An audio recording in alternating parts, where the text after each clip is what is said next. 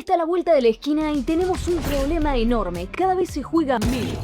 El partido sigue durando 90 minutos, pero hay miles de faltas. Los cambios se hacen caminando, los arqueros poco más y se ponen a tomar un café antes de un saque de arco. Y a los 20 minutos ahora tenemos una cosa nueva llamada pausa de rehidratación. Y hay algo importante, no es que ahora somos más impacientes. Hay quienes dicen que es culpa de las redes, que ya no podemos ver un partido de fútbol entero sin agarrar el teléfono. Pero si miras la historia, el fútbol lleva años acumulando pequeñas trampas para enfriar el partido. Pequeñas pausas que se volvieron normales hasta ahora. Porque para este nuevo mundial tenemos nuevas reglas que intentan cambiar eso. Cortar esa costumbre de frenar el juego todo el tiempo, de congelar jugadas, de administrar el partido sin siquiera jugarlo. Armé una lista de las más importantes para que cuando te sientes a ver el mundial con tu familia o amigos seas la persona que más sabe. Porque hay un detalle importantísimo para este video y es que no todas las reglas pesan igual. Algunas son pequeños ajustes, pero otras cambian directamente la táctica y la forma de jugar. Y hay una contradicción aún más grande porque mientras todas estas reglas quieren acelerar el juego, hay muchas organizaciones que te quieren meter pausas de rehidratación o conciertos de medio tiempo y están frenando el fútbol. Así que buen provecho si estás comiendo y déjame que te explique todo lo que tenés que saber para ver este mundial. El problema que el fútbol está tratando de arreglar es muy simple, que cada vez se juegan menos minutos. El reloj sigue marcando 90 minutos, pero dentro de esos 90, el tiempo en el que la pelota está realmente en juego es bastante menor. A eso se le suele llamar tiempo neto de juego. En las ligas profesionales ese número suele estar entre 50 y 60 minutos. Incluso la Premier League, que se destaca por ser una de las ligas más rápidas, tiene un promedio de 58 minutos de 90. Y esto no es algo nuevo, el fútbol no se arruinó de golpe. Nadie se cuestionaba si un arquero agarraba la pelota y se tiraba al piso durante 20 segundos para hacer tiempo. Pero en algún momento todas esas pequeñas cositas empezaron a acumularse y ahí es donde entra la IFAB. Ellos son los encargados de corregir todo esto y tienen un objetivo muy claro, que el fútbol se juegue más y se interrumpa menos. Pero ¿quiénes son realmente estos tipos que están detrás de las reglas del deporte más importante del mundo? Porque una cosa es hablar de reglas nuevas y otra muy distinta es entender quiénes realmente tienen el poder para cambiarlas. La respuesta no es la FIFA, o mejor dicho, no solamente la FIFA. La FIFA participa, sí, pero el organismo encargado de definir y modificar las reglas del mundo es la IFAB, el International Football Association Board. Y para entender cómo funciona hay que ver quién está en la mesa de decisión. La IFAB está compuesta por las 4 asociaciones británicas de fútbol: Inglaterra, Escocia, Gales e Irlanda del Norte, junto con la FIFA. Cada una de estas asociaciones británicas tiene un voto y la FIFA tiene 4. Ahora bien, ¿cómo se toman las decisiones? Bueno, el proceso empieza mucho antes del momento de la votación. Cualquier asociación de fútbol puede enviar propuestas de cambio antes del 1 de octubre. Estas ideas se analizan técnicamente y pasan por distintas instancias de revisión. Después, en noviembre se realiza la Annual Business Meeting, donde se discute qué propuestas avanzan, cuáles se prueban y cuáles siguen en estudio. Y finalmente, la decisión se toma en la Annual General Meeting, que suele celebrarse entre febrero y marzo más o menos. Ahí es donde se votan oficialmente todos los cambios de las reglas. Para que una modificación se apruebe necesita una mayoría de 3/4. Y una vez aprobada, normalmente entran en vigor el 1 de julio. O sea, para el mundial. Y para este mundial decidieron cambiar la táctica y acelerar el juego. Metámonos en las reglas. Antes había muchas cosas que considerábamos normales que ahora van a ser motivo de falta. Por ejemplo, nadie cuestionaba hacer un cambio a los 87 minutos y que el tipo salga caminando. Era parte de la estrategia. Pero ahora todas esas cosas empiezan a tener consecuencias. Un cambio que tarde demasiado, un lateral que se estira unos segundos de más, algo que antes era normal dentro del ritmo del partido, ahora puede ser falta. Y esto cambia algo clave porque cuando vayas a ver fútbol ahora te vas a dar cuenta que el ritmo no necesariamente le pertenece al director técnico y a su mente brillante ni a los equipos. Pero estos cambios son solo la superficie. Ahora sí, entremos en la parte más concreta de estos cambios. Con esto que te voy a contar vas a entender todos los partidos del mundial y del fútbol de acá en adelante. La nueva regla 15 establece algo simple pero muy importante. El saque de banda ya no puede demorarse. Si un jugador tarda demasiado en ejecutarlo, el árbitro puede aplicar una cuenta regresiva visual de 5 segundos. Y si no se realiza en ese tiempo, la posesión pasa para el otro equipo. En la práctica esto cambia algo muy común. Esos segundos donde el jugador busca opciones, espera movimientos o simplemente gana tiempo. Ahora ese margen desaparece. La regla 16 aplica la misma lógica, pero es aún más agresiva. En el saque de meta también hay un límite, y esta vez es de 8 segundos. Y en los últimos 5, el juez levanta la mano y lo los cuenta. Si el equipo no lo ejecuta a tiempo, la sanción es más dura. El rival recibe un córner contrario. No es solo perder la pelota, es regalar una situación de peligro y hay selecciones que son buenísimas con la pelota parada. Esto podría significar regalarle un gol al rival si tu arquero hace tiempo. Hablando de corners, también cambiaron los saques de esquina en la regla 17. Aunque esta vez no tiene un reloj propio, o sea, no te van a contar los segundos que tardás para hacer un córner. Pero como cae dentro de todo este bloque de flujo de tiempo, hasta te podrían cobrar amarilla por tardar. Y hablando de tardar, cambia la regla de los cambios. La regla 3, y esta es importantísima. El cambio tiene que ser rápido y no puede usarse para perder tiempo de juego. Cuando un jugador va a ser reemplazado, tiene un máximo de 10 segundos para salir del campo desde que el árbitro autoriza la sustitución o se muestra el tablero de cambio. Si el jugador no sale en ese tiempo, el cambio no se pierde del todo, no te quedas sin el suplente. El jugador que iba a entrar no puede ingresar en ese momento y el equipo tiene que esperar a la siguiente interrupción de juego. Además, tiene que pasar al menos un minuto de juego antes de que se pueda volver a realizar esa misma sustitución. Básicamente, en un ataque o en una contra te podés quedar con un hombre de menos. Pero con esto no alcanza para cambiar el juego. ¿Me crees si te digo que hay una regla que nos puede hasta modificar cómo son los goles? Hablemos de la regla 12. En teoría es la que regula las faltas y la conducta, así que de primeras parece que no tiene nada que ver con los goles. Hasta que aparece una cosita llamada ocasión clara de gol, que en el fútbol le decimos ocasión manifiesta de gol. Un delantero se quedó mano a mano con el arquero. Está entrando al área con control de la pelota y sin defensores que lo puedan alcanzar.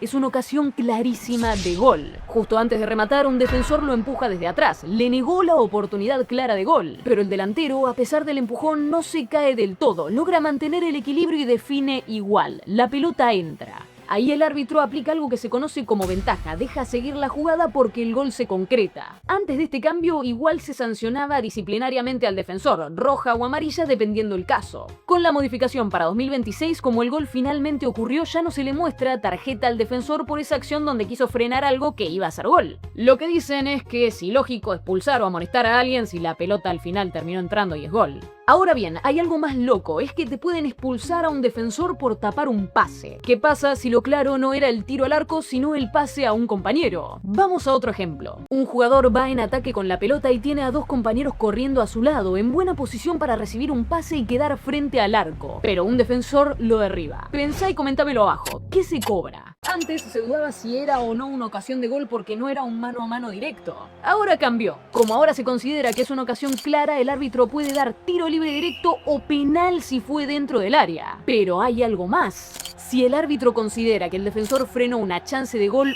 puede sacarle roja. Tu país técnicamente se puede quedar con 10 hombres por un posible pase. Si no era una jugada tan clara, le puede cobrar amarilla o una simple falta sin tarjeta de toda la vida. O bueno, si ocurre dentro del área, ya sabemos qué pasa, se llama el VAR.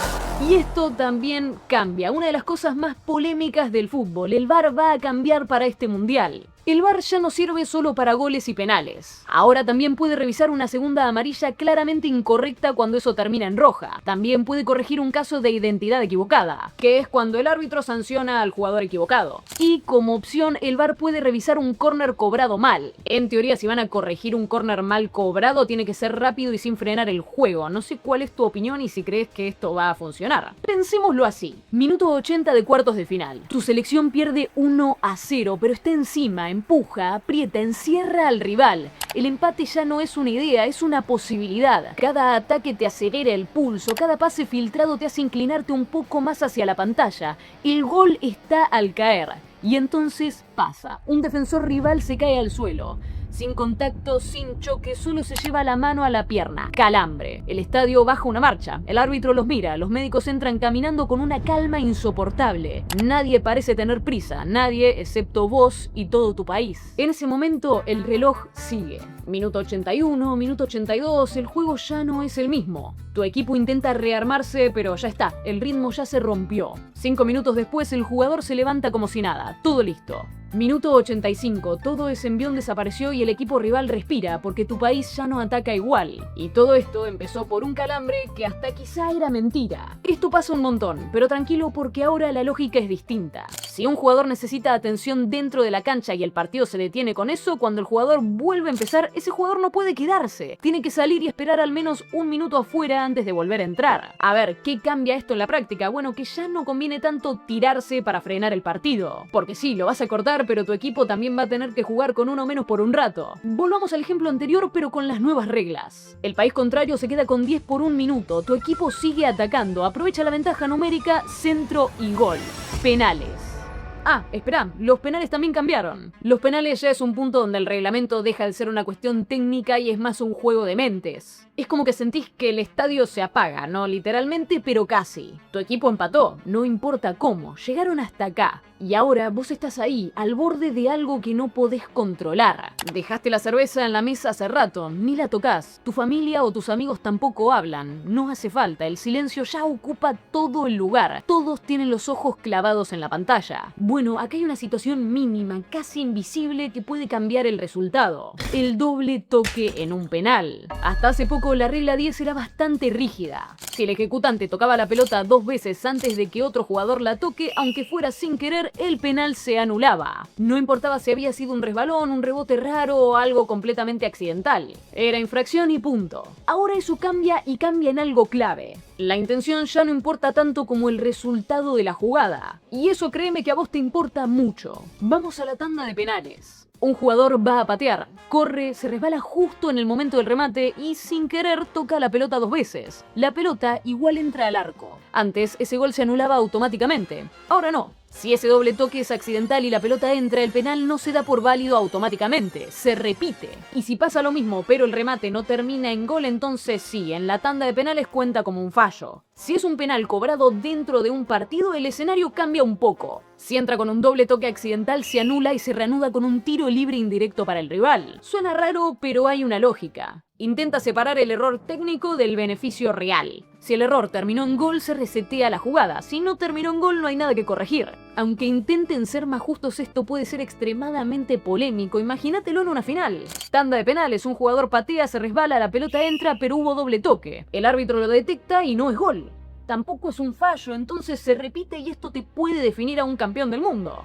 Estés de acuerdo o no, esto no es algo que empezó ahora. Y el fútbol moderno está yendo en una dirección muy interesante por todos estos cambios. Si miramos la historia, parece que siempre se quisieron mover en la misma dirección. Menos interrupciones, menos faltas y más juego.